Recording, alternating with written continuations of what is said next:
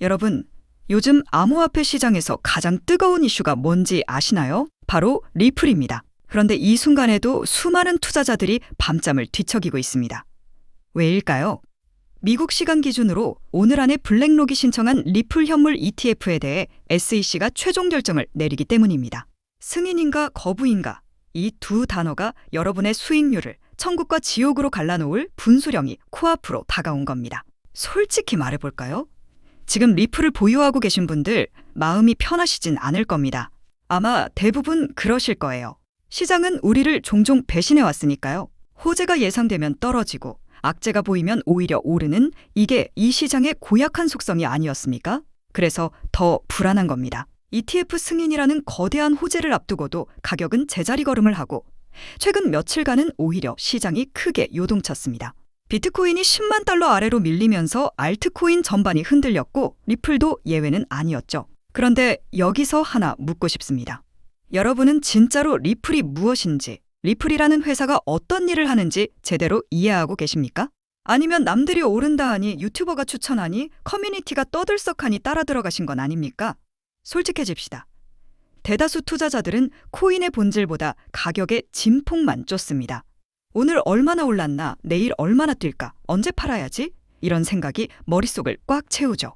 그러다 보니 정작 핵심을 놓치게 됩니다. 왜 이 코인이 오르는지, 왜 이 자산으로 돈이 몰리는지, 그 근본이요 말입니다.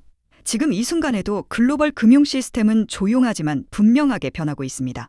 블랙록 같은 초대형 운용사가 왜 리플에 시선을 돌렸는지, 나스닥 CEO가 왜 리플 행사의 모습을 비췄는지, IMF가 왜 국경 간 결제의 미래를 논하며 특정 기술을 암시하는지, 이 퍼즐 조각들은 하나의 큰 그림을 이루고 있는데 다수는 이를 보지 못합니다. 눈앞의 가격 출렁임에만 정신이 팔려있기 때문입니다. 제가 오늘 이 영상을 만드는 이유는 단지 ETF 승인 여부를 맞히려는 게 아닙니다. 물론 그 또한 중요하죠. 하지만 더 중요한 건 여러분이 지금 무엇에 투자하고 있는지, 그 본질을 제대로 이해하는 일입니다. 그래야 시장이 흔들려도, 가격이 눌려도, 불안한 뉴스가 쏟아져도 중심을 잡고 버틸 수 있습니다. 그럼 본론으로 들어가 보겠습니다. 우선 지금 가장 궁금해하실 질문부터 짚어볼게요. 정말 리플 ETF가 승인될까요? 이 질문에 답하려면 먼저 현황을 정확히 파악해야 합니다. 현재 미국 SEC에는 복수의 기관이 리플 현물 ETF 승인을 신청한 상태입니다. 그레이스케일, 비트와이즈, 캐너리 캐피털, 코인쉐어즈, 프랭클린 템플턴, 21쉐어즈, 위즈덤트리, 이름만 들어도 알만한 대형 운용사들이죠. 이들의 총 운용 자산만 합쳐도 약 1조 8,600억 달러에 달합니다. 한화로 환산하면 체감하기 어려울 만큼 거대한 규모입니다. 그렇다면 이런 거대 기관들이 왜 일제히 리플에 관심을 보이는 걸까요? 그중에서도 특히 그레이스케일의 법정 기한이 오늘 10월 18일로 잡혀 있습니다. SEC는 법적으로 240일 내 승인 또는 거부 결정을 내려야 하는데 그레이스케일에겐 오늘이 그 마지막 날인 셈이죠. 더는 미룰 수 없는 상황입니다. 그래서 모두가 촉각을 곤두세우고 있습니다. 하지만 여기엔 한 가지 변수가 있습니다. 바로 미국 정부의 셧다운 이슈입니다. 상원에서 예산안 처리가 지연되며 일부 정부기관 업무가 마비되는 상황이 발생했죠. SEC도 예외가 아닙니다. 인력이 대폭 축소돼 필수 업무만 겨우 처리하는 국면입니다. 이러다 보니 이런 여건에서 과연 ETF 심사가 제때 진행될 수 있겠느냐는 우려가 나옵니다. 여기서 핵심 포인트가 하나 있습니다. 셧다운으로 승인 타이밍이 늦어질 수는 있어도 그게 거부와 동일한 의미는 아니라는 점입니다. 일시정지와 거절은 전혀 다르죠. 실제로 그레이스케일과 비트와이즈 등은 이런 국면에서도 S1을 꾸준히 수정 제출하고 있습니다. 거의 매일 업데이트하는 수준입니다. 이것이 말해주는 바가 뭘까요? 그들 스스로 승인 가능성을 높게 보고 있다는 뜻입니다. 가능성이 전무하다면 이렇게까지 공을 들일 까닭이 없겠죠. 더 흥미로운 건 프랭클린 템플턴의 행보입니다. 이들은 심사 기한을 11월 14일까지만 연장해달라고 요청했습니다. 왜 하필 11월 14일일까요? 그날이 법적으로 더는 미룰 수 없는 절대 마감일이기 때문입니다. 즉 SEC는 그 날짜까지 무조건 승인 또는 거부 중 하나를 결정해야 합니다. 더 이상의 시간 끌기가 불가능해지는 시점이 다가온 겁니다. 여기까지 들으시면 대부분 이렇게 묻습니다. 그래서 승인입니까? 아니면 아닌가요? 정직하게 말해 아무도 단정할 수 없습니다. SEC 내부자가 아닌 이상 확답은 불가능하죠. 다만 여러 정황을 종합하면 방향성은 읽힙니다. 먼저 시장의 미세한 움직임부터 보겠습니다. 최근 리플 파생 상품 시장에서 흥미로운 데이터가 나왔습니다. 1시간 동안 113만 달러 규모의 청산이 발생했는데 그중 약 102만 달러가 숏 포지션에서 나왔습니다. 반면 롱 청산은 약 10만 4천 달러에 그쳤죠. 청산 비율이 거의 10대 1입니다. 의미하는 바는 명확합니다. 하방에 베팅했던 이들이 대거 손실을 보고 포지션에서 퇴장했다는 뜻입니다. 공매도가 낯선 분들을 위해 간단히 설명드리면 가격 하락 시 수익을 내는 전략입니다. 예컨대 리플이 2.5달러일 때 2달러까지 떨어질 거라 예상한다면 지금 2.5달러에 먼저 팔고 나중에 2달러에 다시 사서 차익을 얻는 방식이죠. 그런데 예상과 달리 가격이 오르면 손실이 커지고 손실이 일정 수준을 넘으면 강제 청산이 발생합니다. 바로 그 일이 지금 벌어진 겁니다. 이처럼 숏 물량이 대거 청산되면 어떤 일이 생길까요? 그들이 팔았던 물량을 되사야 하기에 시장에 추가 매수 압력이 붙습니다. 즉, 가격을 밀어올리는 힘이 생긴다는 뜻입니다. 그래서 쇼트 스퀴즈는 단기적으로 강력한 상승 모멘텀을 촉발하곤 합니다. 그렇다면 왜 이런 흐름이 나왔을까요? 미중 무역 관련 뉴스가 나오며 전반적인 위험 자산이 반등했고 리플도 함께 올라탔기 때문입니다. 다만 비트코인이나 이더리움 대비 리플의 상승률이 더 높았습니다. 이유가 뭘까요? 시장이 리플의 특수한 가치를 점차 인지하기 시작했기 때문입니다. 이제 리플이 왜 특별한지 본격적으로 짚어보겠습니다. 토큰화라는 단어, 요즘 금융권에서 가장 뜨거운 키워드 중 하나입니다.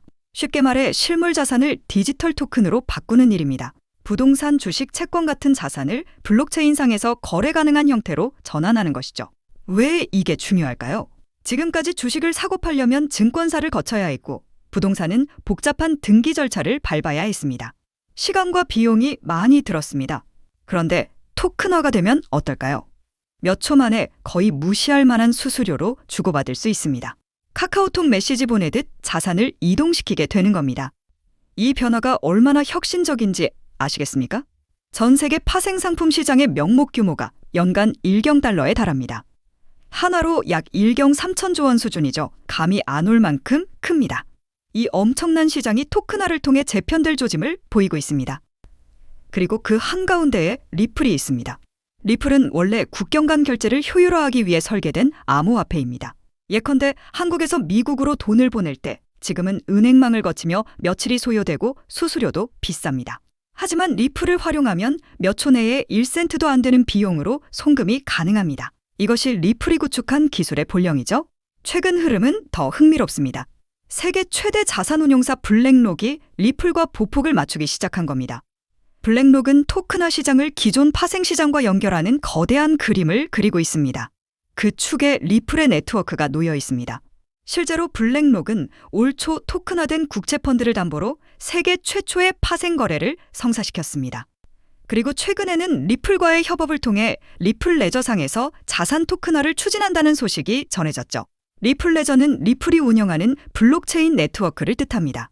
이 위에서 토큰화된 자산을 발행, 이동, 정산할 수 있게 하는 기반입니다. 왜 수많은 체인 중 리플일까요? 이유는 간단합니다. 리플의 처리 속도와 비용 경쟁력이 압도적이기 때문입니다. 현재 국제 결제는 스위프트 네트워크가 주도하는데 리플의 ODL은 속도, 비용 면에서 스위프트를 크게 앞섭니다.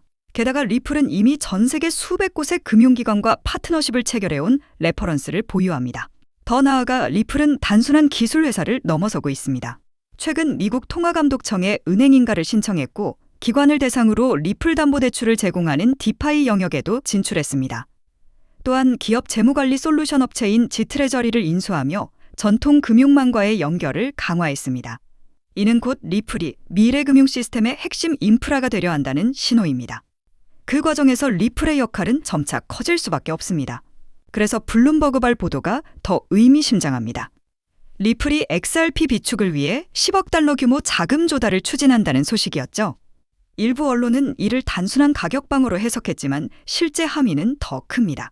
리플이 대규모 XRP를 보유하면 무슨 일이 벌어질까요? 리플이 XRP의 주요 보유 주체가 되고 이를 바탕으로 기관 유동성을 직접 공급할 수 있습니다. 다시 말해 리플이 블록체인 결제은행으로 진화하는 길이 열립니다. 이는 코인 가격 차원을 넘어 금융 시스템 구조의 전환을 뜻합니다. 나스닥 CEO 아데나 프리드먼이 왜 리플의 스웰 행사에 참석했는지 이제 납득이 되실 겁니다. 그녀는 최근 인터뷰에서 곧 등장할 실시간 화폐 이동에 준하는 놀라운 기술을 언급했습니다. 몇 초 만에 거의 무해에 가까운 비용으로 자금이 오가는 시대 말입니다. 직접 이름을 밝히진 않았습니다. 왜일까요? 이미 많은 이들이 무엇을 가리키는지 알고 있기 때문입니다. 바로 리플과 XRP죠. IMF의 제레미 알레엇 또한 비슷한 취지의 말을 했습니다. 5년 뒤엔 국경 간 결제라는 표현 자체가 국경 간 이메일처럼 어색해질 거라는 전망입니다. 예전엔 해외로 문자 하나 보내도 요금이 붙었지만 지금은 메신저로 전 세계 누구에게나 사실상 무료로 메시지를 보냅니다. 송금도 곧 그렇게 될 겁니다. 그 중심축에 XRP가 있다는 관점입니다. 이제 다시 처음 질문으로 돌아가 보겠습니다. 정말 XRP ETF는 승인될까요? 솔직히 단기적 승인 여부보다 더 큰 건 방향성입니다. 설령 셧다운 여파로 며칠 미뤄지더라도 결국 승인 가능성은 높다고 봅니다. 너무 많은 초대형 기관이 이미 움직였고 금융 시스템이 그쪽으로 재편되는 흐름이 뚜렷하기 때문입니다.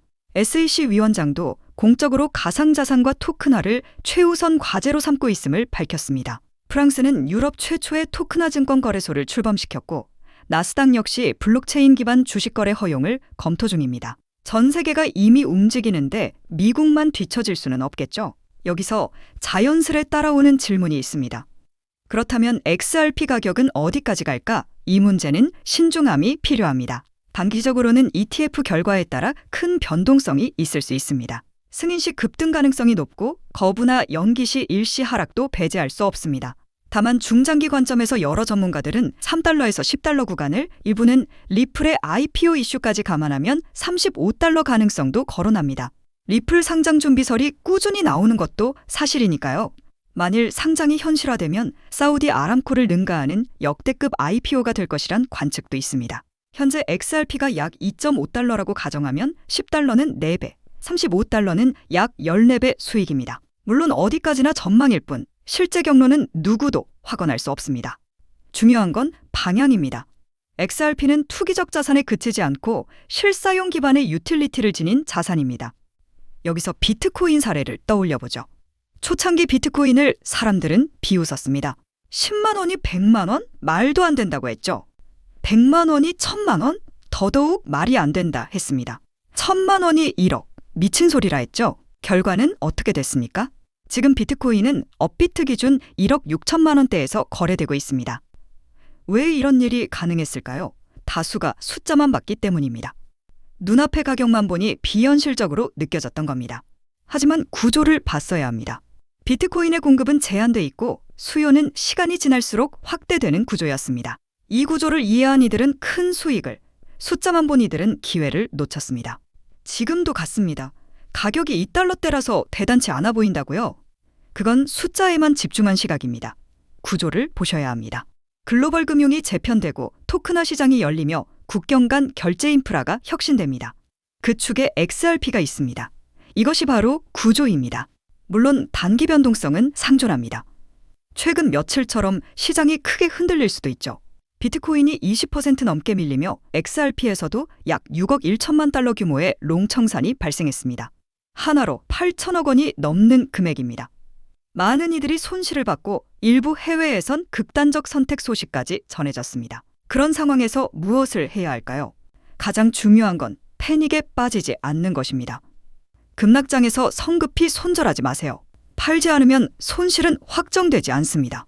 반대로 저점에서 매도하면 그때 진짜 손실이 굳어집니다. 시간을 두면 반등 국면에서 회복할 여지가 생깁니다.